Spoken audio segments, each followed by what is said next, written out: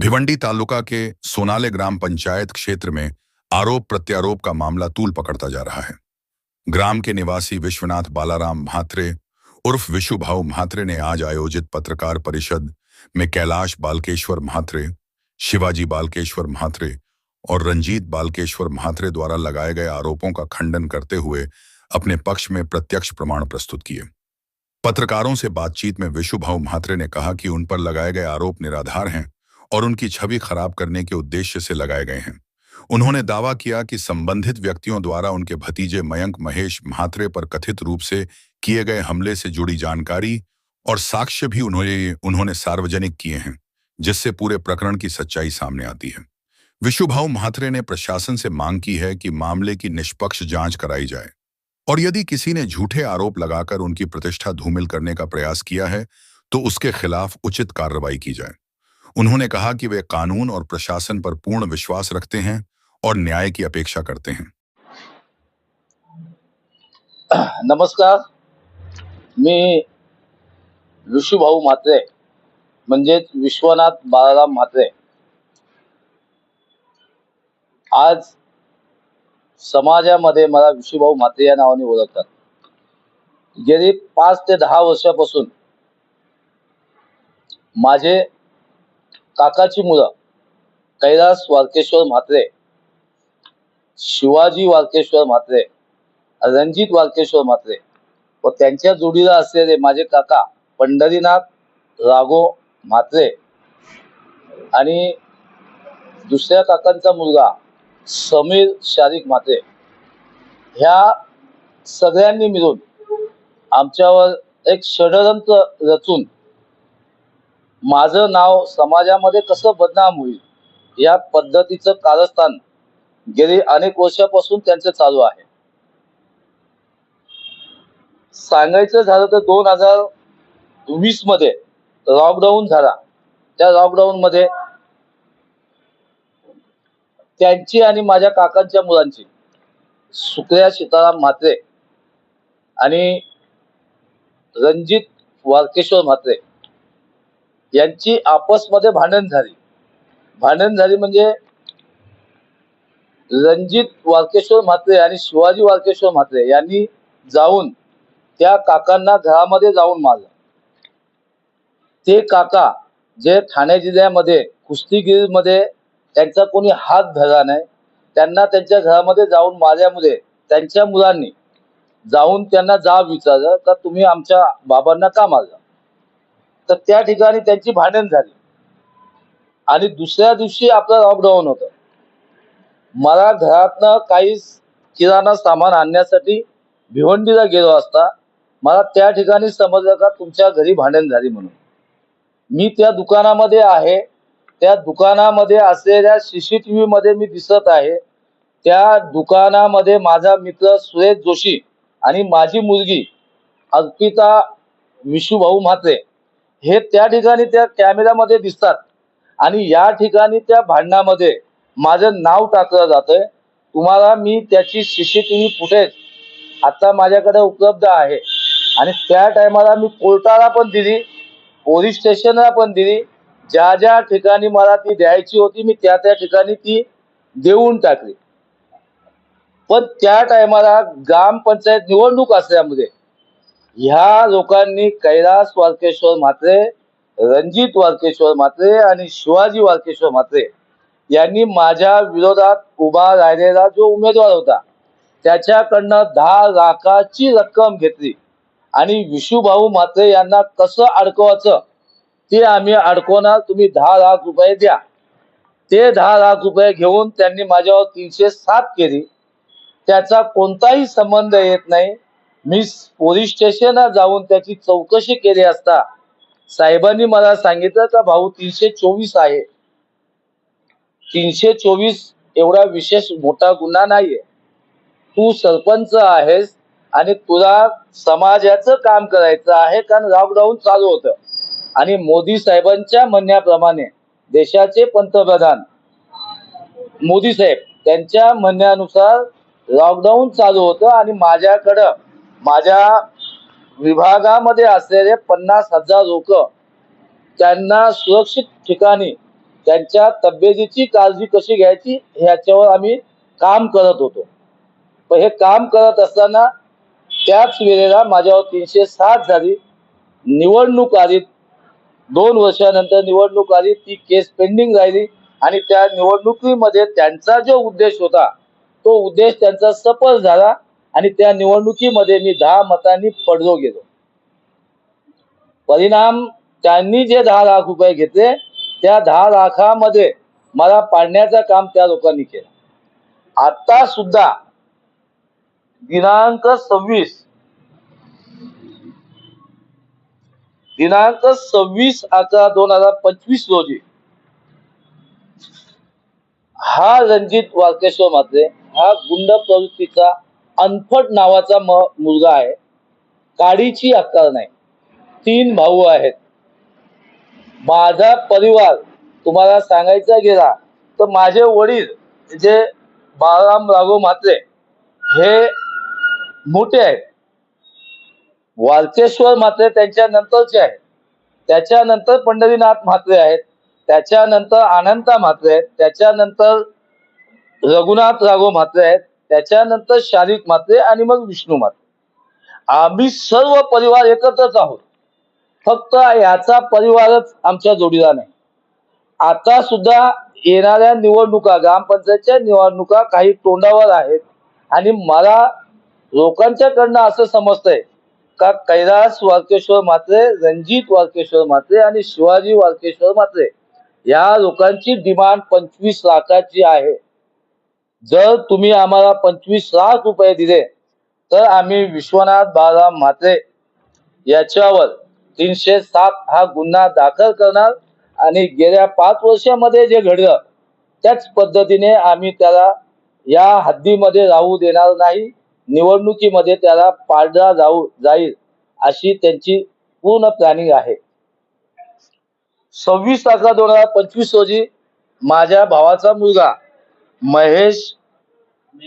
मयंक महेश म्हात्रे आणि स्मित विलास म्हात्रे हे केस कापण्यासाठी भादवड या नाक्यावर जात असताना रणजित वाळकेश्वर म्हात्रे, कैलास वाळकेश्वर म्हात्रे आणि शिवाजी वाळकेश्वर म्हात्रे यांनी तिघांनी संगमत करून भादवड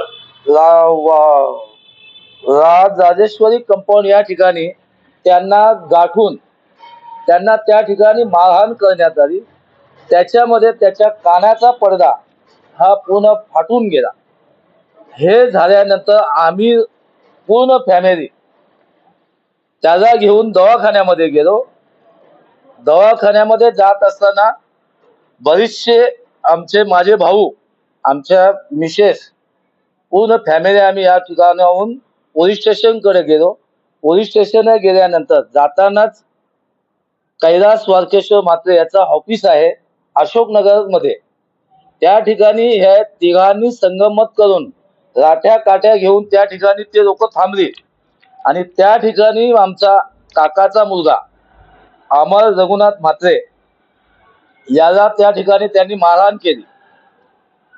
हे मारहाण करत असताना त्या ठिकाणी माझे भाऊ विलास म्हात्रे असेल, विशाल म्हात्रे असेल, राकेश म्हात्रे असेल, विजय म्हात्रे असेल किंवा सागर म्हात्रे असेल यांनी त्यांना बघितल्यानंतर त्या ठिकाणी त्यांना जाब विचारण्याचा प्रयत्न केले असता त्या ठिकाणी त्यांनी मारहाण केली आणि पुन्हा सांगितलं का तुम्ही जर आमच्याशी दुश्मनी घेतली तर आम्ही तुम्हाला याचे परिणाम खूप वाईट भोगावे लागतील. हे सगळं होत असताना महेश म्हात्रे आणि आम्ही व आमचे मिसेस बाकीच्या आमच्या महिला आम्ही पोलीस स्टेशन मध्ये गेलो. पोलीस स्टेशन मध्ये मयंक याची फिर्याद दाखल करण्यात आली. इंदिरा गांधी मध्ये जाण्याचा सल्ला दिला. इंदिरा गांधी मध्ये आम्ही मयंक याला घेऊन गेले असता त्या ठिकाणी त्या हॉस्पिटलमध्ये डॉक्टर उपलब्ध नसल्या कारणाने त्यांनी प्रायव्हेट मध्ये जाण्याचा सल्ला दिला. मग तो सल्ला ऐकून आम्ही सगळेजण मयंकला घेऊन हिल प्राईम हॉस्पिटल मध्ये गेलो. त्या ठिकाणी गेल्यावर त्यांनी त्याचा एक्स्ट्रा CCTV काय केलं पुढे पुढची हकीकत काय आहे ते महेश हे सांगतील. नमस्कार, माझं नाव महेश रघुनाथ म्हात्रे आणि माझा मुलगा मयंक महेश म्हात्रे तो केस कापायला जात असताना कंपाऊंड इथे राजराजेश्वरी कंपाऊंड इथे त्याच्या कानाखाली मारली आणि त्यांना खूप जोरात मारलं आणि कानामधून रक्त आलं. तर आम्हाला पहिले काही समजलं नाही, पण पोलीस स्टेशनला गेल्यावर त्याच्या कानातून रक्त आलं. आम्ही लगेच हॉस्पिटलला त्याला नेलं. नेलं आम्ही तिथं त्याला, आणि कानाचा सर्जन डॉक्टर आम्ही तिथे लगेच बोलवला आणि त्याच्या कानाची ट्रीटमेंट केली पहिला. तर त्यांनी दाखवलं की आतमध्ये पडद्याला क्रॅक झालेला आहे, तर त्याला आवाजही कमी येऊ शकतो भविष्यात. तर त्याला अजूनही आवाज कमीच येतो, पण आता त्याची 10वीची एक्झाम चालू आहे. तर पत्रकार मोदयांना माझी एकच विनंती आहे की माझ्या मुलाचं भविष्य कुठेतरी खराब होऊ, असं तुम्हाला विनंती, खराब होण्या झालेच असं समजा तुम्ही.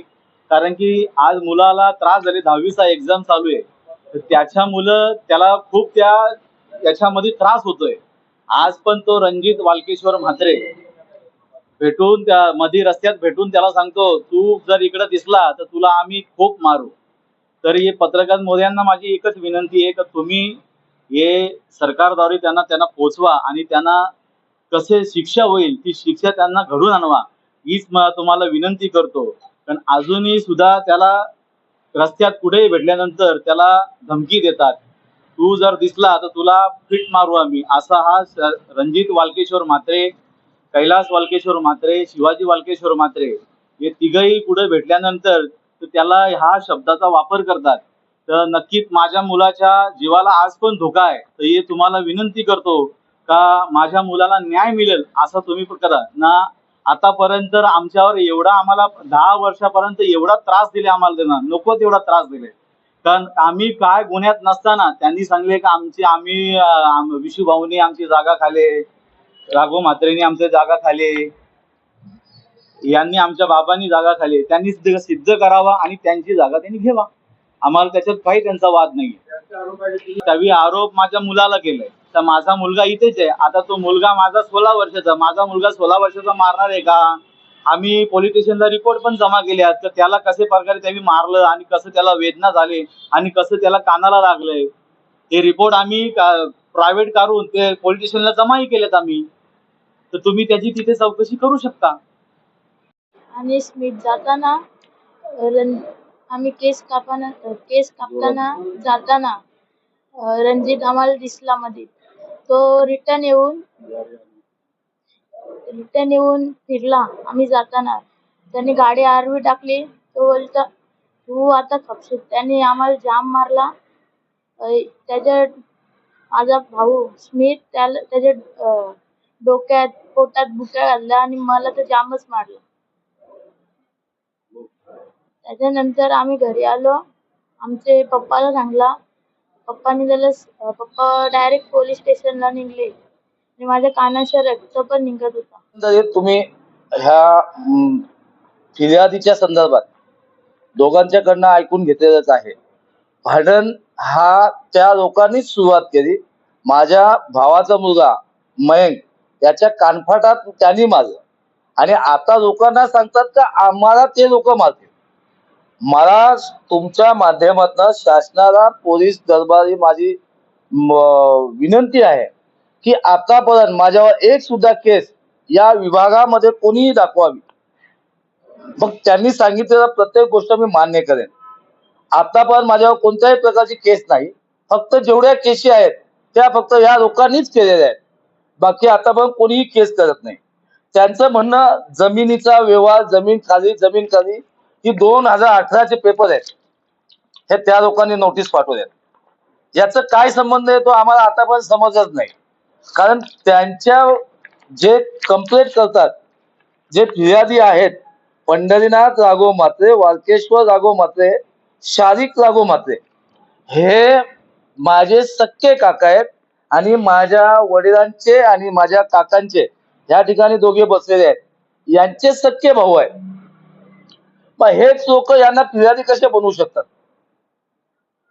आणि त्यांनी केलेली जी केस आहे किंवा जी काय फिर्याद आहे तर त्याच्यामध्ये आमचाच फायदा होणार आहे. मग आमचा आणि त्यांचा वाद कशाचा आहे? जागेचा आवाज कशावर नाही. त्यांना आव्हान आहे, तुम्ही कुठेही या, 2 शब्द माझ्याशी बोला. तुमची जर जागा निघत असेल, ती जागा मी तुम्हाला तुमच्या माध्यमातून आज पण द्यायला तयार आहे. पण जे खोटे नाटे जे बोलत आहेत, अक्कल नावाची चीज, कारण मी आज समाजामध्ये वागतोय. भिवंडी आगरी महोत्सव आपण ऐकलेला असेल. त्या भिवंडी आगरी महोत्सवचा संस्थापक अध्यक्ष आहे आणि आज गेली 15 वर्ष तो कार्यक्रम मी करत असतोय. या कृषी उत्पन्न बाजार समितीचा मी सभापती होऊन गेलो. ग्रुप ग्रामपंचायत सोनारेचा मी माजी सरपंच आहे. हे सगळं या लोकांच्या डोक्यामध्ये डोळ्यामध्ये सरत आहे की हा मुलगा जो आहे हा पुढे चाललाय, त्याला मागे खेचायचं काम हे लोक करत आहेत. हा कैलास वाळकेश्वर म्हात्रे हा काही वर्षापूर्वी माझ्या जोडीदारात असायचा.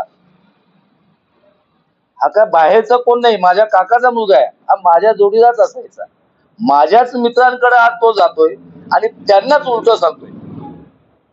आणि लोकांना सांगताना सांगतो का विश्वनाथ म्हात्रे तो माझी ओळख लपवतोय, विशुभाऊ हा सांगत नाही. मी तुम्हाला पुन्हा एकदा सांगतो की 2020 ची केस आहे. या केस मध्ये त्यांनी मला आतमध्ये टाकलं 307. हे खोट्या कंप्लेंट करण्यामध्ये यांचा हात कोणी धरू शकत नाही. आज तुमच्या लोकांनाच, तुमच्यापैकी काही लोकांना जोडीला घेऊन मी पत्रकारांना, माझा दोष नसतो, पण तुम्ही सुद्धा मला 2 दिवसा अगोदर पोलीस स्टेशनला बोलून घेतला. त्या ठिकाणी 31 लोकांची नावं, 31 लोकांची नावं जी माझ्या फॅमिलीची आहेत, एवढ्या लोकांची नावं टाकल्यात जशी काय लग्नाची पत्रिका छापून दिलाय. माझं नाव आरोपी मध्ये टाकत असताना माझ्या मिसेसचं नाव सुद्धा त्याच्या खालती आहे. माझ्या काकाचं नाव टाकत असताना माझ्या मिसेस काकीचं नाव म्हणजे त्यांच्या मिसेसचं नाव सुद्धा आहे. हे लोक फेडणार कुठे हे पाप. आज त्यांचं दुकान या बिल्डिंग मध्ये आहे. ही बिल्डिंग मॅडम तुम्ही दाखवू शकता. ह्या बिल्डिंग ज्या बिल्डिंग बांधल्या आहे त्या बिल्डिंग मध्ये त्यांचा 7 बरा आहे 3.4च आणि ही बिल्डिंग बांधली आहे त्यांनी 3.8 मध्ये. आम्ही कधी त्यांच्यावर केसेस टाकायच्या मागे नाही. त्यावेळी ज्या ठिकाणी राहतात ते त्यांचं घर हे गावठाण जागेमध्ये आहे. पण आम्ही कधी फिर्यादी किंवा आम्ही, कारण आम्हाला आमचं समाजामध्ये असलेलं स्थान, त्या स्थानाला आम्हाला कुठेतरी जागावं लागतं. मी आतापर्यंत गेली 10 वर्ष मी आपल्यापासून लांब होतोय का हे मी सांगायचं कोणाला. हे माझ्या घरचंच आहे. हे माझे काका आहेत, ही माझ्या काकाची मुलं आहेत. नाही सांगायचं कोणाला. ह्या केसच्या संदर्भात आमचे नेते माननीय श्री प्रकाश पाटील साहेब यांच्याकडे गेलो असता त्यांनी मला सांगितलं का अरे विशू भाऊ, जे फिर्याद तुझ्यावर दाखल केलं आहे हे तुझे मोठे काका आहेत, तर त्या काकांच्याकडे जाऊन त्यांच्या पाया पड आणि त्यांना सांग का काका माझी काही चुकी झाली का. मी त्यांचं ऐकून ते सुद्धा केलं का काका मी ह्या केस मध्ये नव्हतो, माझं नाव का टाकलं. तरी सुद्धा त्यांनी कोणत्याही प्रकारचे मुलांच्या अगेन्स्ट त्याची जाण्याची, आता त्यांचं वय झालंय त्याच्यामुळे ते मुलांच्या अगेन्स्ट जात नाही. आता हे भांडण ज्या दिवशी झालं 26/11 तारखेला, त्या दिवशी सुद्धा आम्ही त्यांच्या घरी जाऊन त्या काकांना सांगण्याचाच प्रकार केलाय. मारायचा हा आमचा विषय आता पण कधीच आला नाही आणि माझ्याकडनं कधी येत सुद्धा नाही. कारण आम्ही साईबाबाला मानणारी लोक आहोत. दर गुरुवारी शिर्डीला जाणारा विशुभाऊ म्हात्रे आहे. त्याच्यामध्ये भांडण हा आमचा प्रकारच नाही. त्यांनी आतापर्यंत ज्या केसी लावल्या त्या दिवशी जात असताना त्यांनी अमर म्हात्रे याच्यावर हल्ला केला, त्याच्यावर आम्ही ते केस केलाय. आम्ही पुन्हा ते पण सांगितलं का हे आपलं आपसमध्ये आहे, हे भांडण नको. ते लोक कुठेतरी सुधारतील, पण ते कोणत्याही पद्धतीत सुधारण्याच्या याच्यात नाही. हे याच्यामध्ये तुम्हाला दिसत असेल. उपआयुक्त परिवहन मंडळ, आता ज्या ठिकाणी आम्ही मयंकचा उपचार केले हिल लाईन हॉस्पिटलमध्ये, त्या ठिकाणी त्यांचं म्हणणं असं आहे का त्यांनी डॉक्टरांनी रिपोर्ट खोटा दिला. अरे डॉक्टर हे आपल्या लोकांसाठी किंवा जे बिमार पडतात त्यांच्यासाठी देव असतो. आणि असे देव का कधी खोटा रिपोर्ट कोणी देत नसतो. आणि आपण कोणाला बदनाम करणं हे त्यांचं कामच आहे. त्याच्यामुळे तुमच्या माध्यमातून मी आव्हान करतो की त्याच्यावर केलेले जे आरोप आहेत ते त्यांनी मागे घेतले पाहिजे. ते चुकीचे आरोप आहेत. मग मी सुद्धा असेच आरोप करायचे का? तर 2020 मध्ये ज्यावेळी माझ्यावर त्यांनी केस केली त्यावेळी मला सुद्धा वकील सांगायचे का याच्यावर 307 बसत नाही, हा खोटा रिपोर्ट घेतलेला आहे. पण आम्ही तसं काही केलं नाही. आपल्या आयुष्यामध्ये जे भोगायचं आहे ते आपण भोगू ह्या उद्देशाने आम्ही या गोष्टीसाठी आम्ही सामोरे गेलो. तर मला आपल्या माध्यमातून हे सांगायचं आहे का कैलास वाळकेश्वर म्हात्रे, शिवाजी वाळकेश्वर म्हात्रे आणि रणजित वाळकेश्वर म्हात्रे ह्यांनी ज्या ज्या ठिकाणी माझ्यावर अर्ज केलेत हे सगळे खोटे आहेत. आणि त्याच्यावर त्यांनी एक खालचे प्रश्न केलाय का त्या अर्जांची सखोल चौकशी झाली पाहिजे. तर माझं आपल्या माध्यमातून प्रशासनाला सांगायचं आहे तर त्याची सखोल चौकशी आपण केली पाहिजे. ज्या दिवशी सखोल चौकशी होईल त्या दिवशी सगळं रामायण महाभारत त्यांचं सिद्ध होईल. तरी मी पुन्हा आपल्या माध्यमातून हात जोडून विनंती करतोय का हे चालू असलेले धंदे ह्या लोकांनी बंद केले पाहिजे. नाही तर प्रशासनाने याच्यावर सखोल चौकशी करून माझ्यावर जर मी अन्याय करत असेल तर माझ्यावर कठोरात कठोर कार्यवाही झाली पाहिजे. नाहीतर ह्या लोकांनी आमचं जीणं मुश्किल केलंय. आणि याच्यातनं आम्हाला मानसिक त्रास होऊन आम्ही उद्या काही आमच्या हातून काही बरं वाईट आमचंच होऊ शकेल. म्हणून त्याची सखोल चौकशी करावी आणि ज्यांनी अन्याय केलाय त्याच्यावर जास्तीत जास्त कठोर कार्यवाही व्हावी अशी मी आपणास विनंती करतो. धन्यवाद.